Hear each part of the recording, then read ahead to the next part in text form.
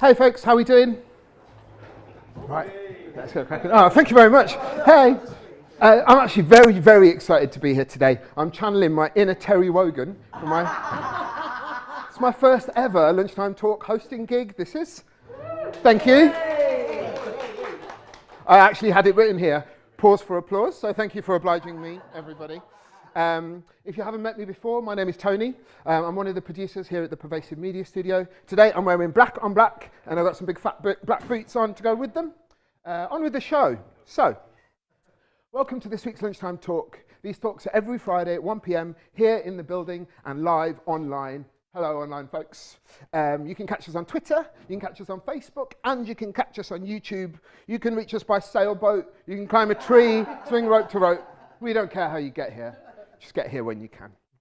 These lunchtime talks are part of our Open Studio Friday offer. What is the Open Studio Friday offer? I hear you say. Well, I'll tell you.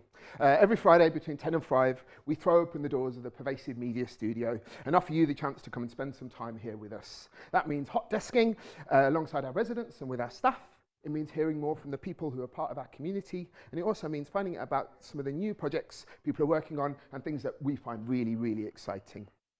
Lunchtime talks cover everything from innovative research projects in fields of creativity and technology through to projects in progress that need your feedback. It's a whole bunch of exciting people asking some really exciting questions and feeding curious minds. An especially big welcome to those of us who are new to the studio. There are definitely some new faces in here today.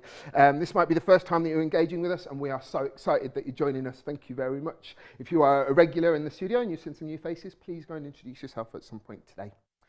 Those of you who've heard this next bit before, you could take this moment to go and share this link to go on your socials, and let's get even more people joining us live. That's smooth, isn't it? So, what is the Pervasive Media Studio?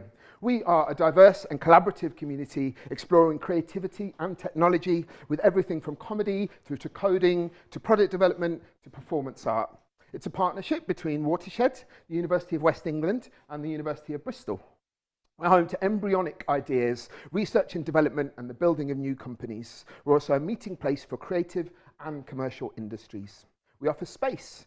That means desk space and meeting rooms. We also create events and opportunities for our residents as part of the spirit of generosity and mutual exchange, which is so integral to the work here at Pervasive Media Studio. We are a space for people to take risks in their practice and make time for collaboration.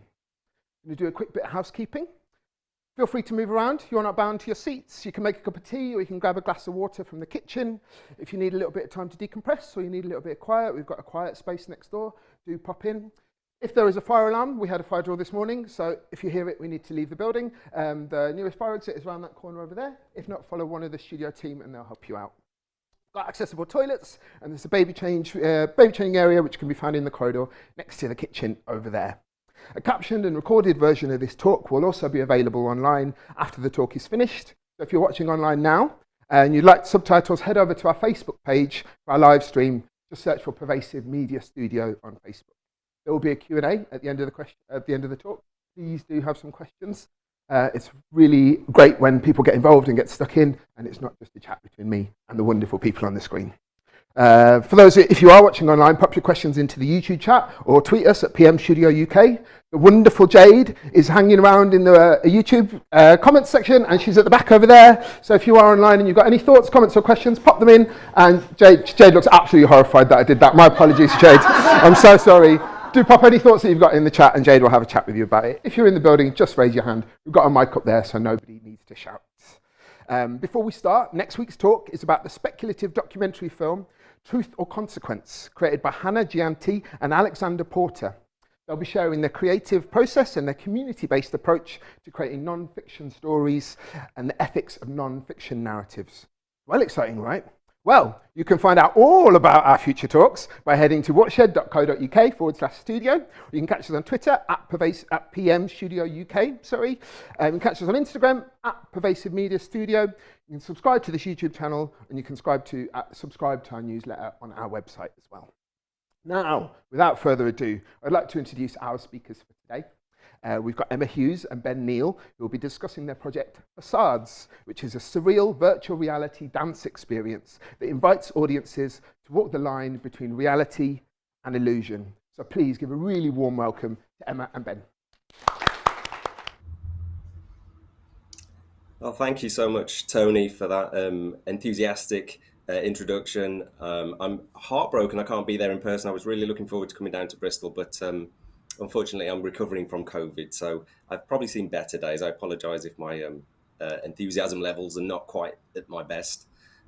Yeah, so I'm Ben Neal. I'm a creative technologist with Display Studio, which is an immersive performance studio that I co-lead with Kerryn, who's a digital dance artist, and I'm here today with our digital producer Emma Hughes. Hello, I'm a digital producer for Facades and also an independent creative producer for interactive immersive experiences. I also work for Liminar Immersive, running VR events and doing consultancy and research around immersive media. Also doing drama workshop facilitating as well. So it's lovely to be here. Thank you, everyone. So yeah, so we're here today to represent. Unfortunately, Kerryn couldn't be with us today, but we're here to represent the studio and tell you a little bit about Facades, which is an immersive dance experience that we've created in virtual reality. Um, a little bit about the studio to begin with, I guess. Displace is an immersive performance studio that's co-led by digital dance artist Kerryn and myself, Ben Neal, a creative technologist.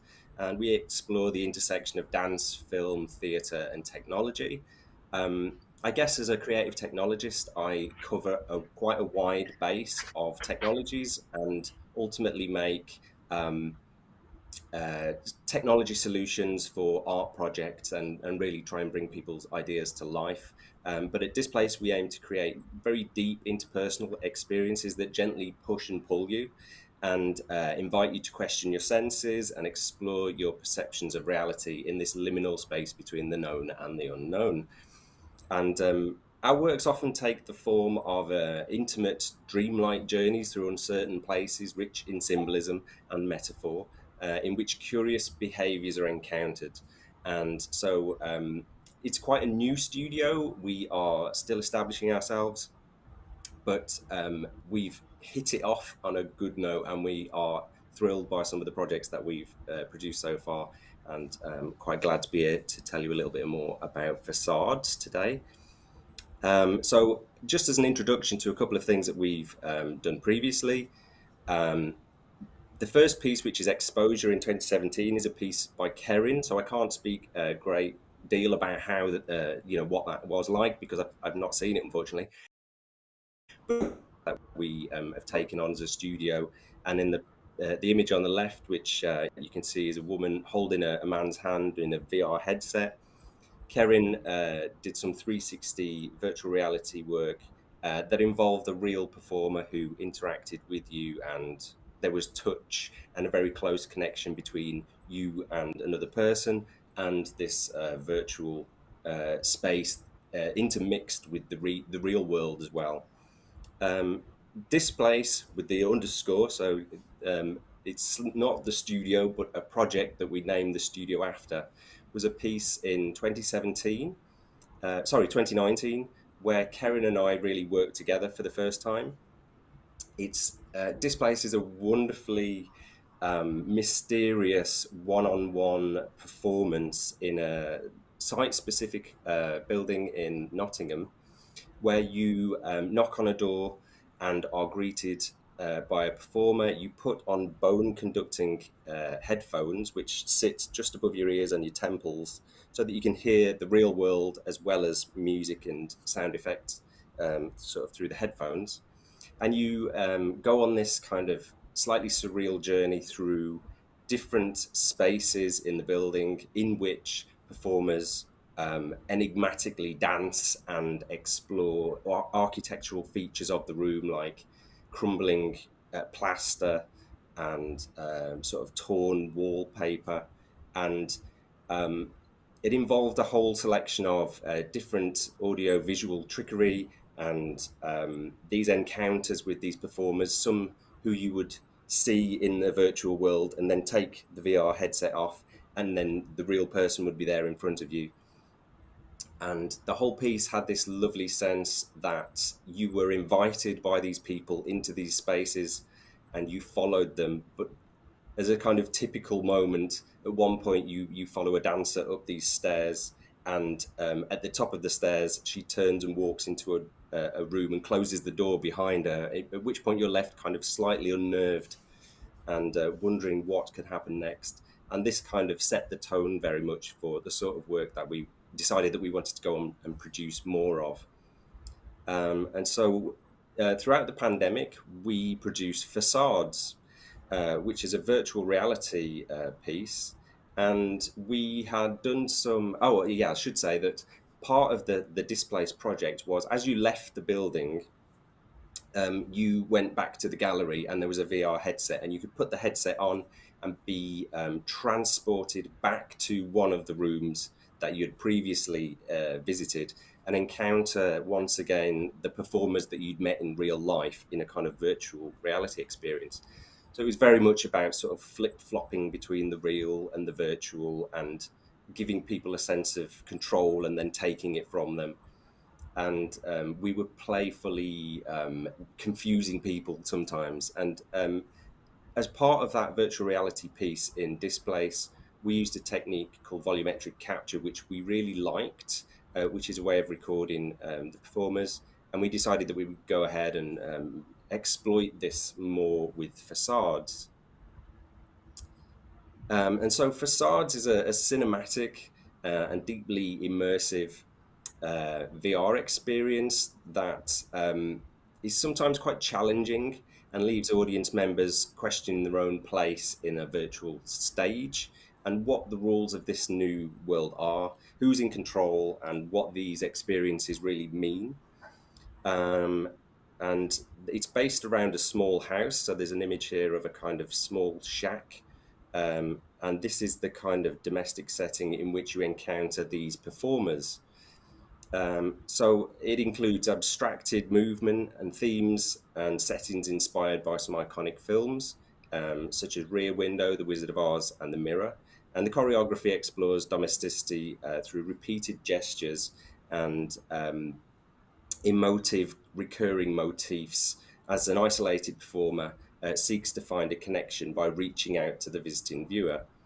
And this characterizes some of Kerryn's wonderful kind of dance work so well, in that there's very little or no dialogue, and you are shown these enigmatic movements and gestures and asked to work out what they mean, and what is being conveyed.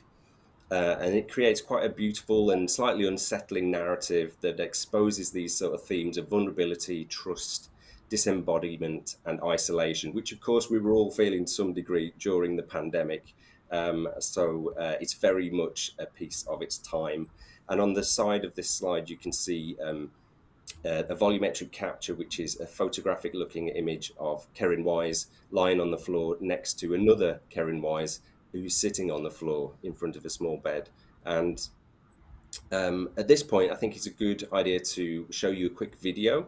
So we have a 5-minute video that gives you an insight into the way that Facades looks and some of the audience experience.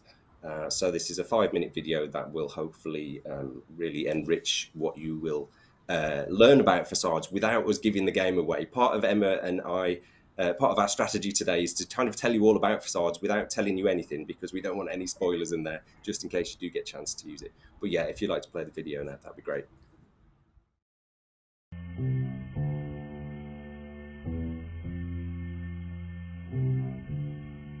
My initial thought was that it was quite disorientating and very, very powerful indeed. It's almost like time slowed down and I was just transported to a different place, you know, one that felt sort of familiar and otherworldly at the same time, like otherworldly, but the connection with the characters kind of made it feel familiar as well. So it was kind of this sort of betwixt and between that I enjoyed being in that place that I didn't even know existed.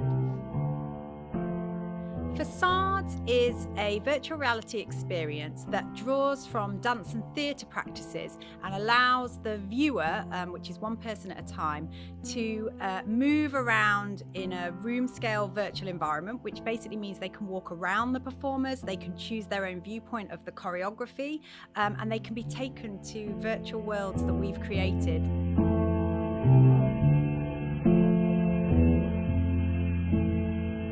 Facades uses a technique called volumetric capture, which is a special camera which records depth as well as video, and recreates that in a virtual space, so you can step around a realistic photographic looking person, see them from different angles, stand eye to eye with them, and it's a great way to capture live performance and to experience it in a three-dimensional space.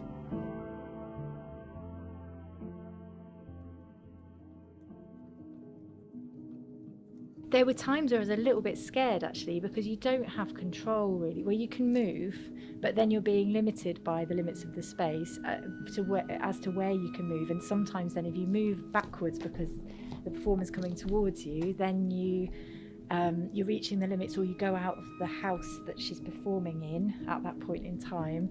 So yeah, it's that sense of, well, I can move, but actually I can't really. There's a little bit of claustrophobia as well, but fascination and wanting to get closer, but also wanting to move away.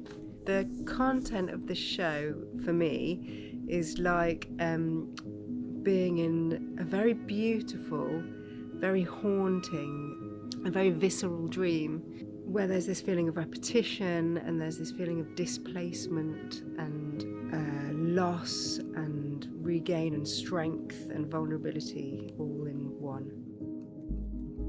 I feel a little bit blown away. I feel like all my senses are a bit heightened. I feel like it's like affected me probably a bit more emotionally than I thought it would do. Kind of, I was smiling and then I felt a bit spooked out and a bit like, you know, I don't know what's happening. And yeah, so I think it's just, I feel quite high at the moment, to be honest with you. Yeah, really quite impressed, yeah.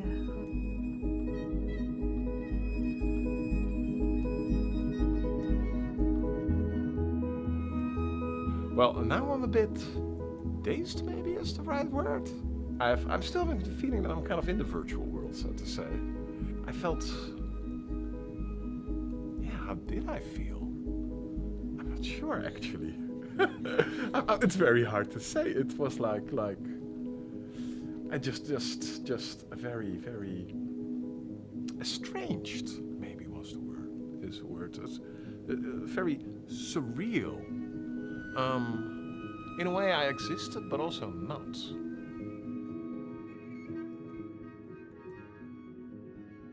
I think Facades is a really unique experience for people who are interested in dance and theatre, but also interested in film, and also people who have prior experience of virtual reality. The way that we've sort of blended all those things together within this experience, and we've created something that's actually quite cinematic, but you can choose your own positions in the virtual space, so therefore you can see the choreography and curate your own journey through the work, which I think is quite an exciting interactivity that audiences can experience. They're not just sitting passively in the dark, they're actually engaged in the experience, both emotionally but also physically and visually.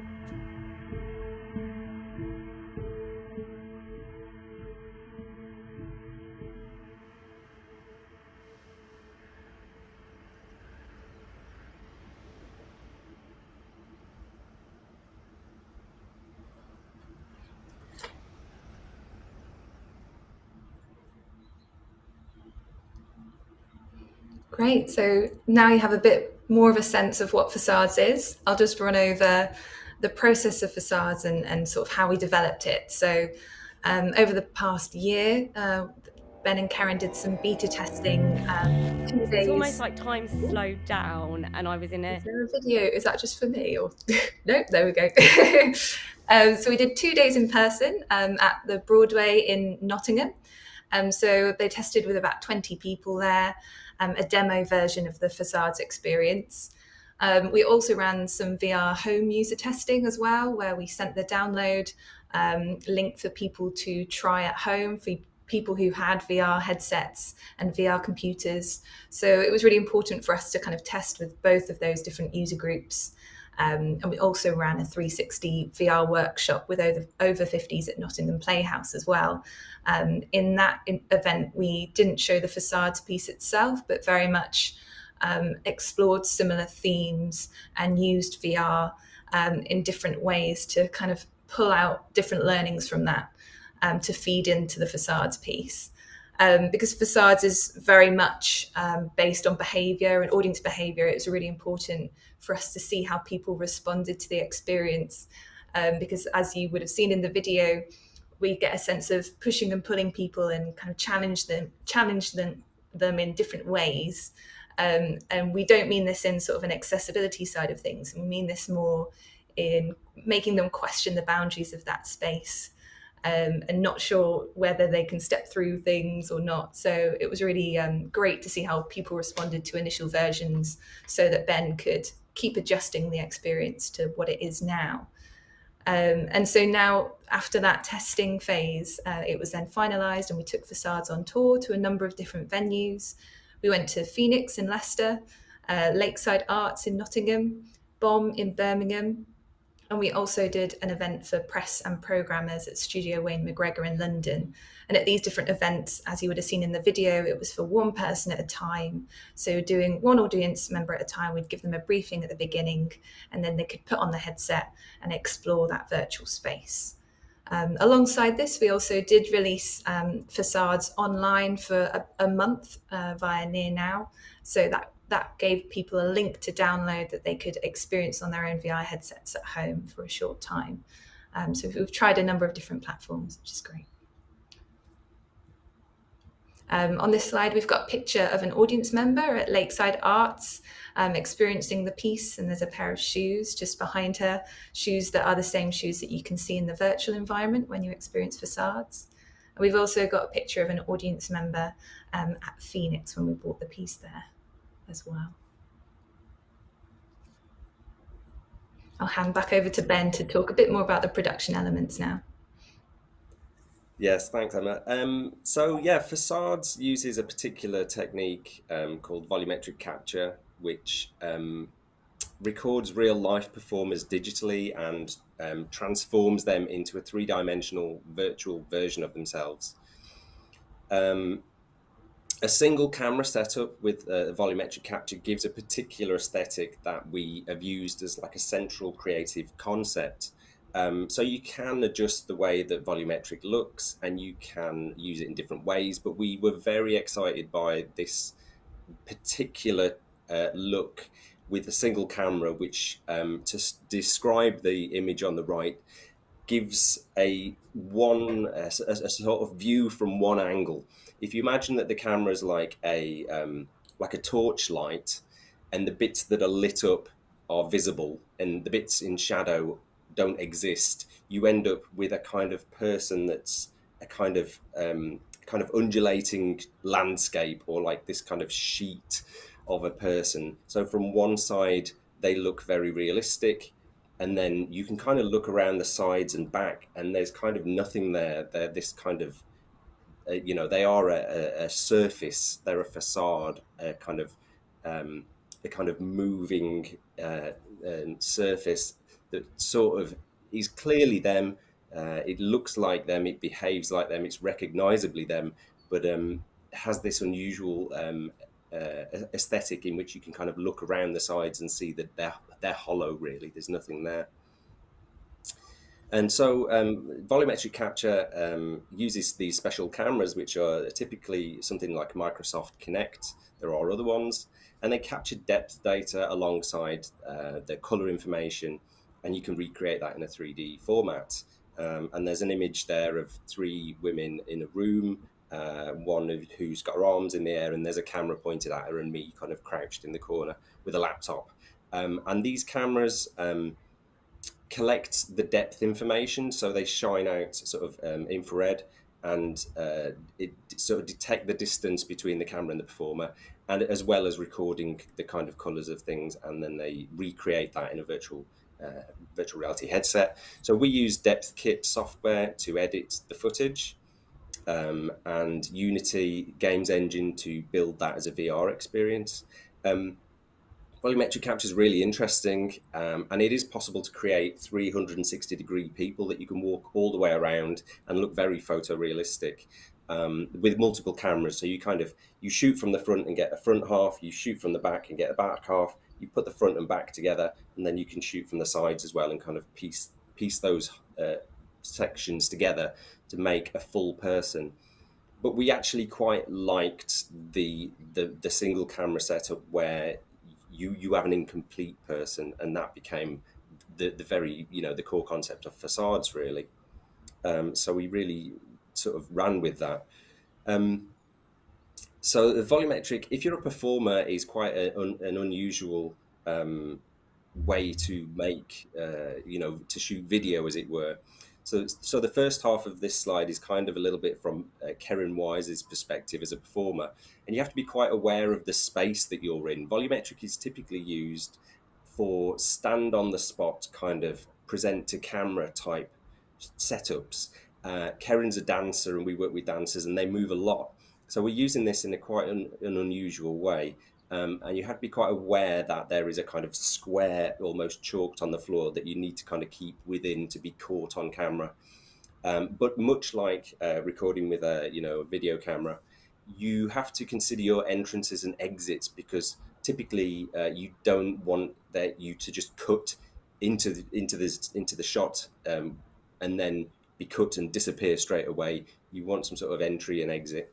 And so these were, sort of challenges that we had to address.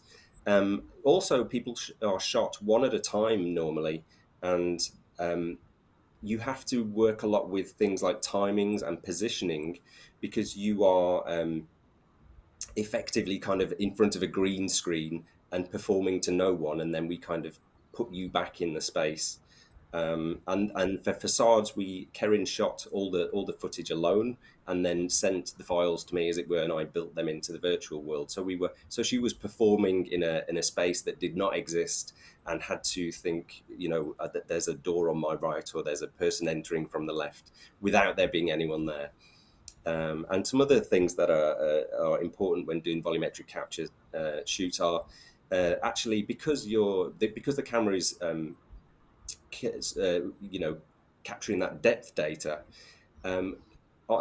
materials that the light sort of shines through, like flowing materials or very thin materials or hair, become problematic, and because the technology kind of is looking for the edges of you, really, and if that's not clear cut, it can you have to make some decisions about what sort of clothing you wear and things like that, and avoid reflections as well. So the other side of the coin, which is a kind of more of a technician's side, involves setting up the room properly. You have to kind of separate your performers from the background when doing this. You can often shoot volumetric with a green screen, which we didn't do.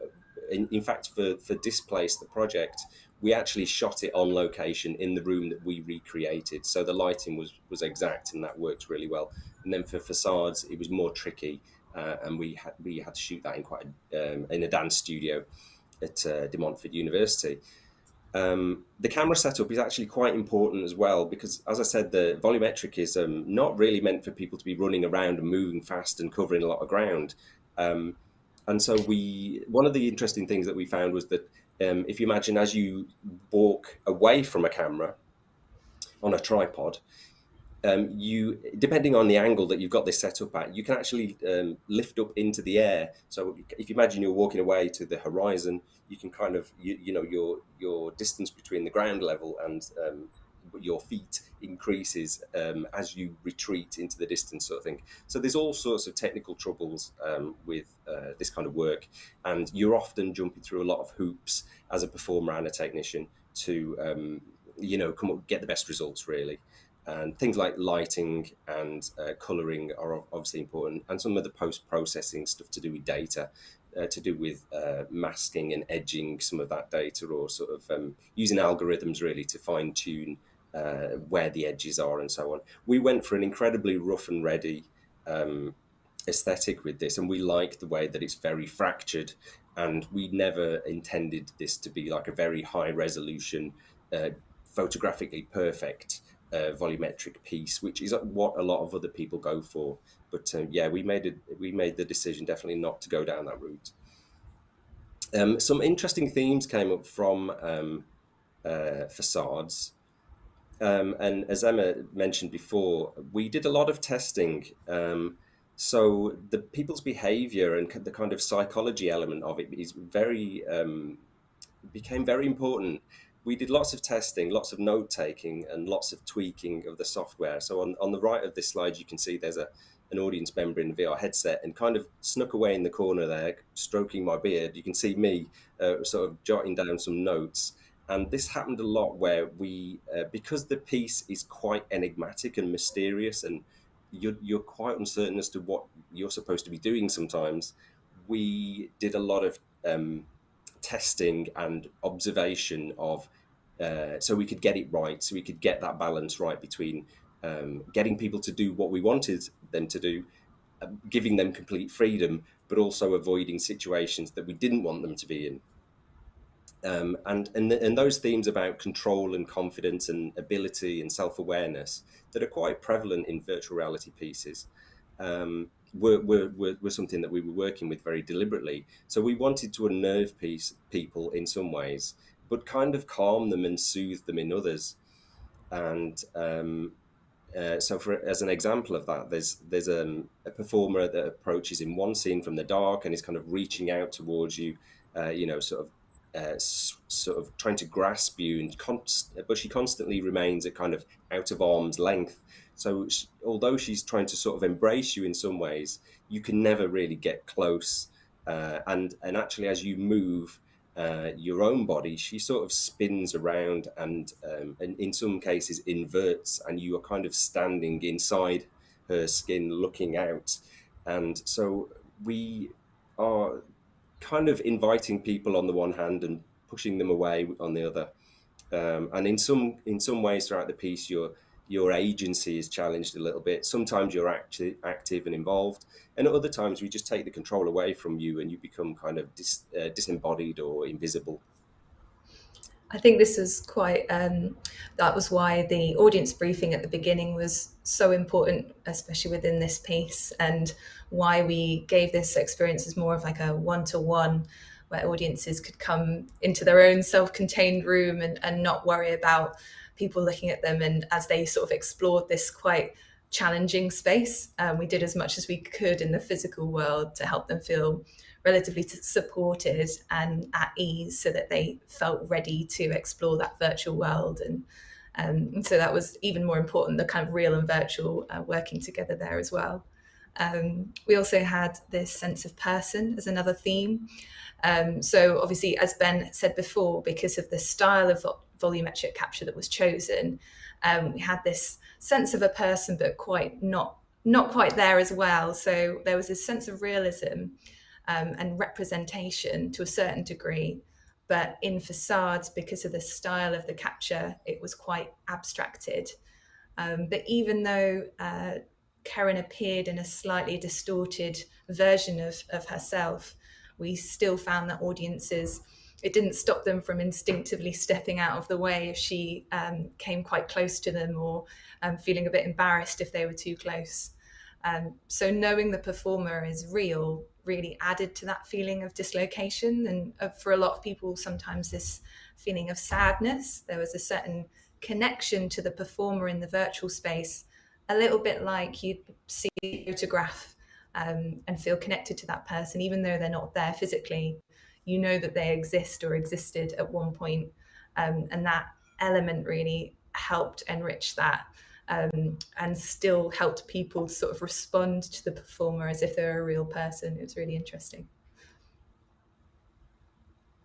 We also had a sense of place as well. So as it was set in a house, it was a very familiar and domestic setting in that sense, but you're not anywhere recognizable. So we invited people to explore that in their own way, and kind of presented it in a way that was solid but not. There was that uncertainty again over whether it was familiar but also alien at the same time. So you had scenes that would dissolve and you'd appear in a new space.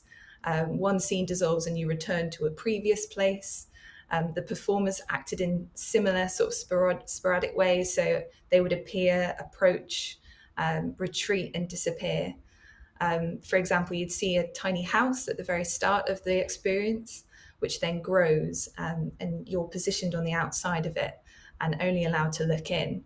But then in the next scene, you're suddenly forced inside the house. So there are these rules that are sort of set up about place and about people, which are then broken and played with throughout the experience. And we have a picture of Kerryn, the performer, in the house in that previous slide as well. So yeah, picking up on a few more themes.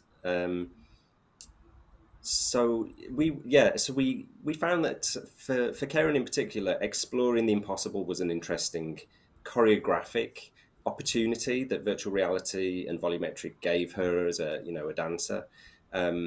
We don't really go all out and kind of go nuts on this, but quite subtle things worked quite well for us. So in one scene, there are two performers that mirror each other. They are both Kerryn, and then they sort of meet and combine into one person. And so there are things that you can do in this virtual space that are not possible in a traditional kind of stage setting in a theatre or whatever.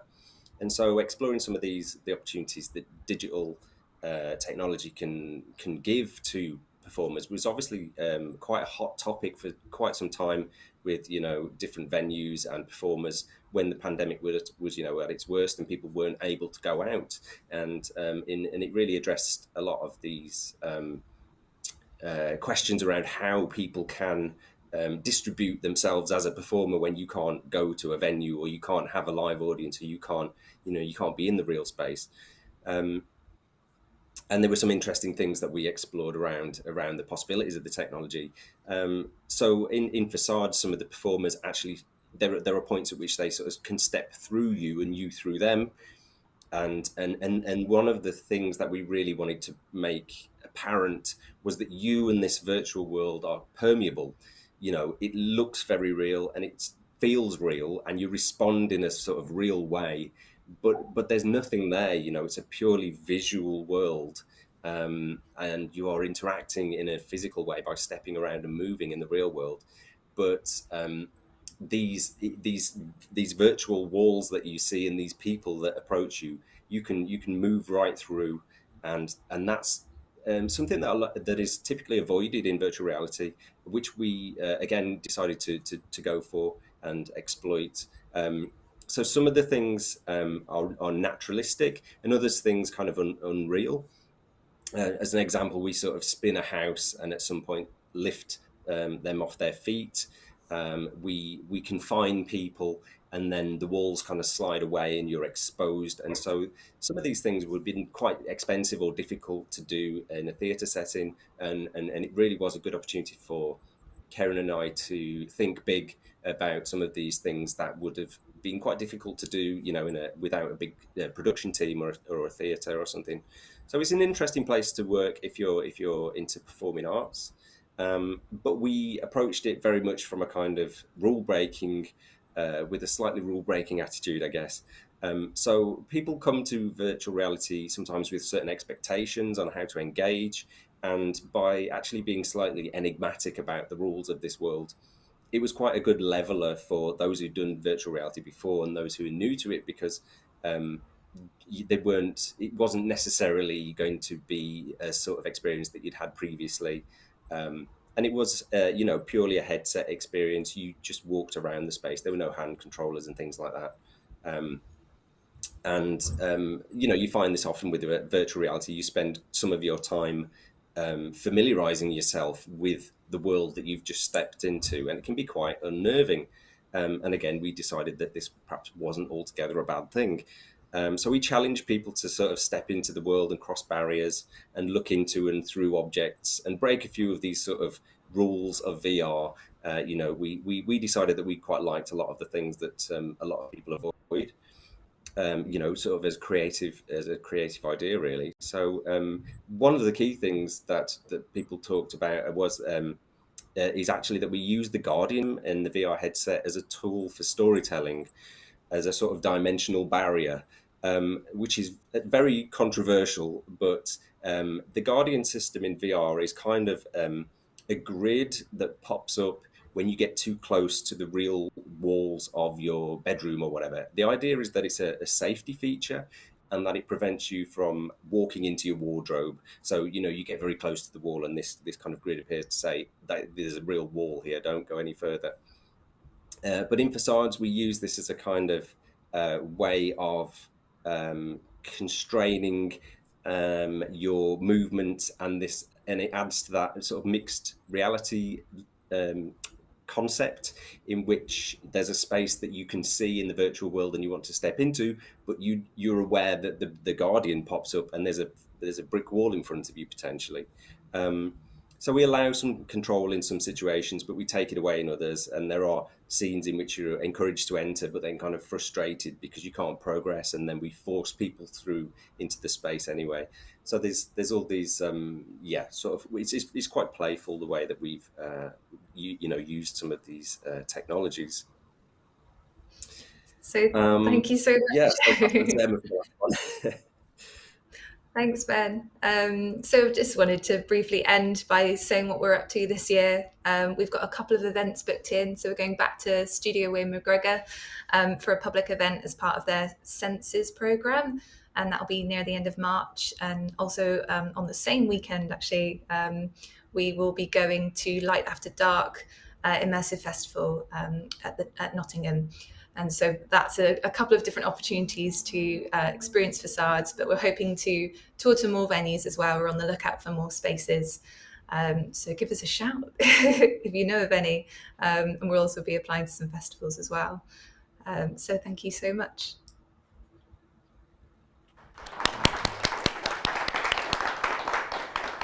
That was great. Thank you so much. I enjoyed that so much. I've got so many questions for you here. If you've got any questions online, do please pop them in the chat. We've got a couple that got a hand up. If you've got any questions in the room, please do pop a hand up as well. Oh, I'm going to get straight going then. Joe, do share a question with us. Hi, hi Ben, hi Emma. It was a great talk. Thank you so much.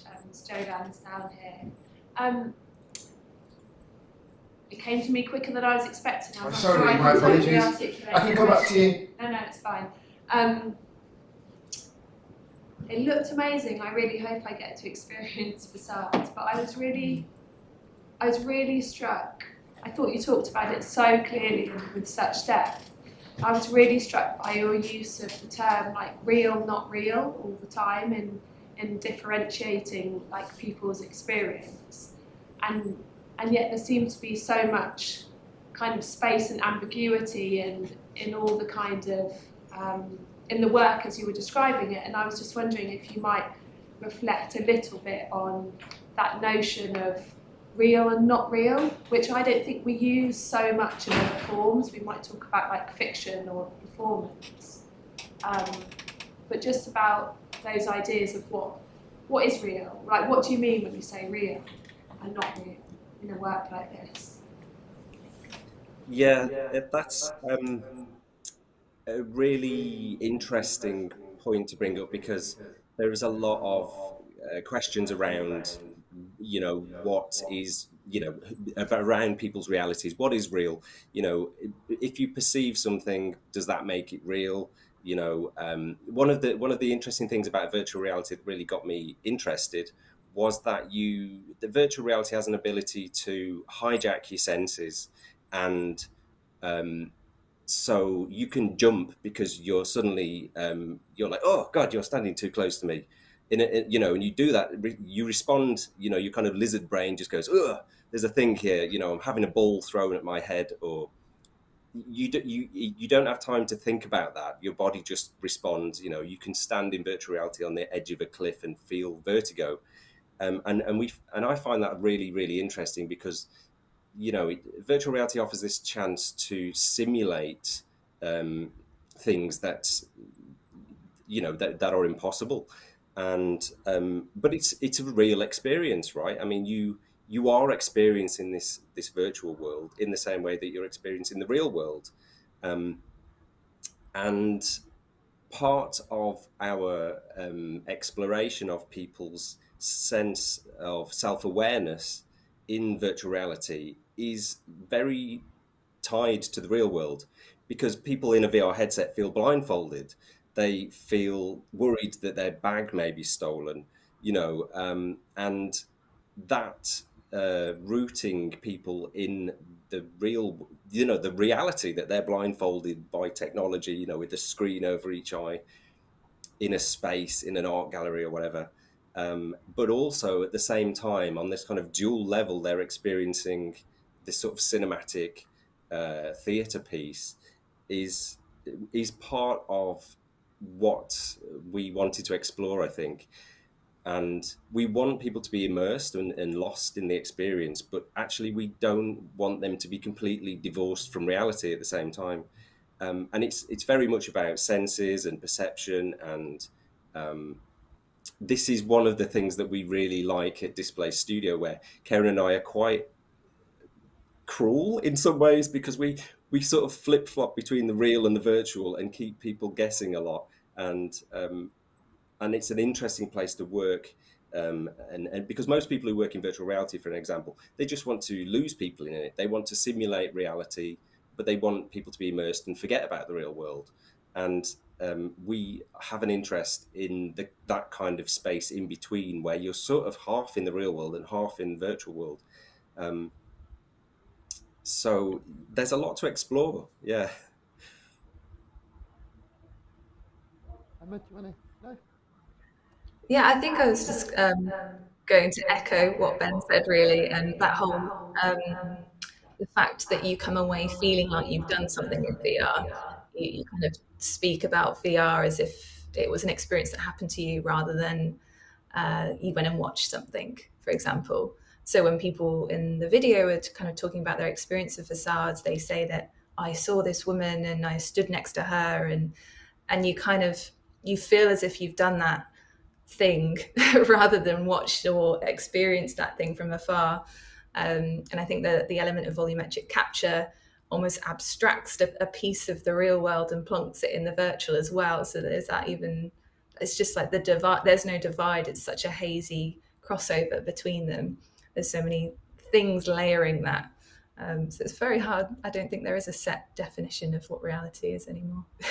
Whoa, that's a thought for a Friday afternoon. Did you have a question? I'll give you one. Yeah.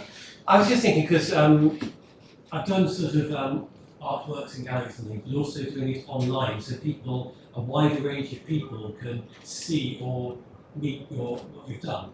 And you said you limited the sort of online VR for a month. And I was just wondering about that decision, because there's not a lot of sort of creative VR content, and there's people all around the world who could experience that. So I was just wondering about your thinking. Why about that? I think at the moment, festival, so kind of submissions festivals aren't that keen for experiences to be available online for anyone to experience at the moment. So I think it's definitely something that we might consider later down the line, because obviously we'd love to share Facades with as many people as possible. But at the moment, we're focusing on the kind of tour structure, taking it to venues in person and presenting it to people. And there's also a lot of, like we referred to earlier, because it's quite a challenging piece in a way. It's quite nice to be there in person with the audience to help support their journey in the physical world, and set it up for them and make sure they're there, like we're there afterwards, to talk to them about it. And I think we're just enjoying that phase at the moment before potentially moving on to later release, where it's more adapted to standalone headset experience that people can download for themselves at home. I don't know if you have anything to add to that, Ben. I mean, Emma says Facades has been at the moment a kind of you're quite cared for in this one-on-one kind of gallery experience, but we have deliberately made it in a format that could be distributed online kind of globally, and we did we got a finalist laurel from the Queensland XR Festival, which was really nice in Australia. But we are interested in exploring online distribution as a way to make work and have it accessible online to all sorts of people. And there's a whole bagload of problems with that, because currently you're very dependent on, you know, different VR headsets and people's home setup and their ability to use that. And it is problematic, but it's potentially a real opportunity for you know, to get into people's homes and to kind of be part of their to reach people who would otherwise not have the opportunity to be to be part of it. But it is quite divisive currently, because you need a VR headset, you need particular hardware to experience it, and it's not available to everyone. So it's problematic for sure, but it's also a big opportunity, and I can only think that things will get better. And for example, the headset that we use, the VR headset, is the Oculus Quest 2, which is much cheaper than previous VR headsets. It's the Facebook headset, so they're making their money in other ways, but it's getting more accessible and more commonplace to be able to have your own kit at home for virtual reality. So there's definitely an interest there, I think, for performers to to kind of broadcast into people's living rooms in the same way that TV has done for a long time. Thanks so much. I'll come back to you for your second question if we have time. Jade, I'm going to go to you for any online questions. Joan says, have you thought about, or do you think you would experiment with mapping one person's performance onto a different character or avatar? Did you catch that? Yeah. This is an interesting one because, motion capture, which is another way to capture performers' performance. You perform, you're covered in these kind of trackers, and you record the movement of people's arms and the way they walk, and that can be applied to different bodies, if you like. So you have the animation of people walking around and doing something, but actually the technology allows you to apply that movement to different bodies. So that's an interesting technology for actors to use.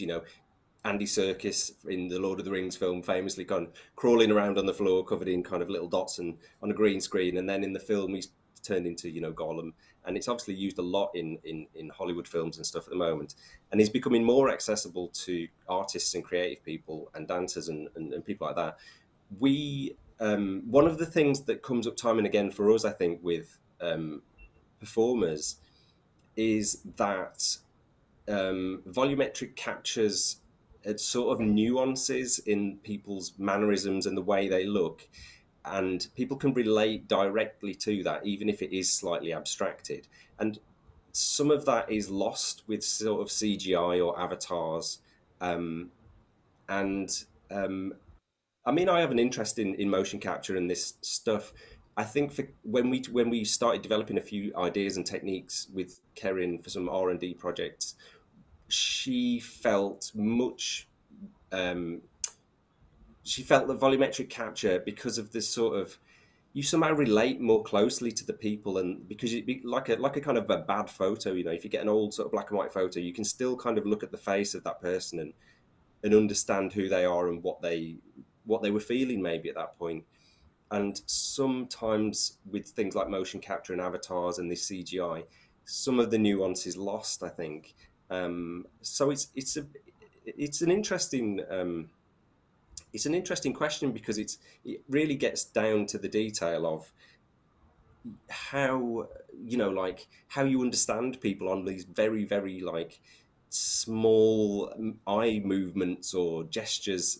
And it is a really interesting topic, because you can recognize people from motion capture data, with their skeletal kind of, like a stick man kind of arms and legs. Like I've done motion capture before, and you don't need a body at all. You can just see the kind of the motion data, and you can say, "Oh, that's Paul," because of the way that they walk.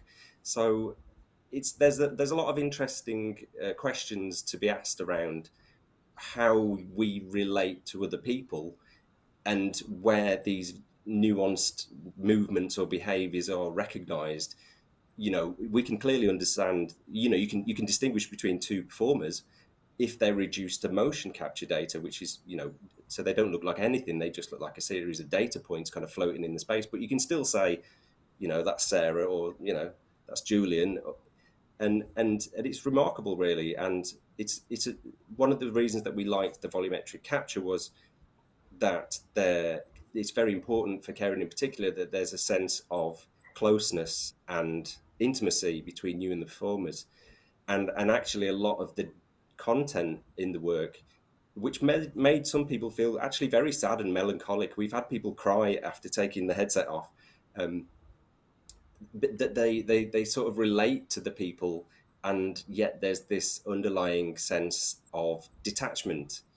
And it's, again, another interesting thing because it relates to all sorts of things like social media, or you communicate with people through these technologies, but there's something is lost as well along the way. So again, another great topic to talk about.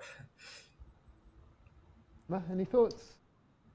I mean, Ben's definitely described it well there. It just also gets me thinking about when you have avatars or kind of CGI versions of people who are really there, when you're in these VR social spaces, and how you relate to beings who are real people actually responding to you in real time, but they're still a CGI sort of avatar in front of you, and how I've responded personally kind of in those spaces compared to the Facades piece, where I know Kerryn isn't actually there, but the fact that she's volumetrically captured and looks like her still, I feel like there's even a difference there, where there's the presence of a person in a completely different way between those different spaces. So you've got a virtual avatar, but a real person somewhere in the world animating them, compared to a real person who once was captured and is then presented to you there.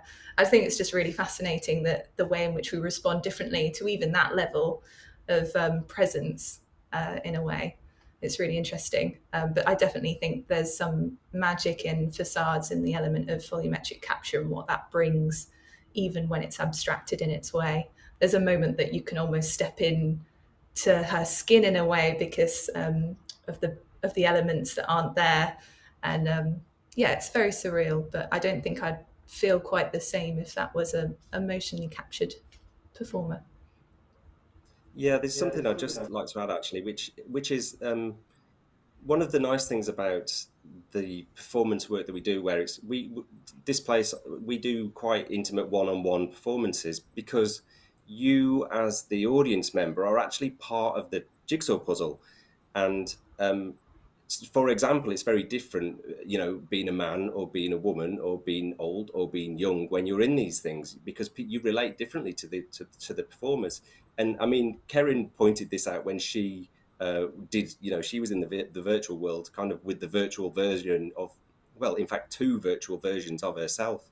So it's an interesting place to kind of, explore some of these things. And it's that you can't take the audience member out of it, because they bring so much to it as well. Their perspective is important. Thank you so much, both. I'm very sorry, but we're out of time. I could listen to you both talk all day. A round of applause. Thank you very much. Cheers. I know there were lots more questions in the room and online. Do head out to our website. We'll be able to find all of their social media handles. So if you've got questions, put them to them directly and do have a chat with them. So just a reminder about next week's talk. It's about a speculative documentary film called Truth or Consequence, created by Hannah Jayanti and Alexander Porter. They'll be sharing their creative process and their community-based approach to non-fiction stories and the ethics of non-fiction narratives. Please do join us for that. If you want to stick around today in Hot Desk, or you want to find out more about what we do, then absolutely come and find one of the team and we'll be happy to give you a hand. Folks online, thank you for joining us today. Drop us a line at studio@watershed.co.uk with any questions or thoughts or comments you may have. If you're online and you're nearby, then come and join us in person next week. We'd absolutely love to host you. I will put the kettle on. Thanks for being here today. We'll see you the same place, same time. I've been Terry Wogan. Good night.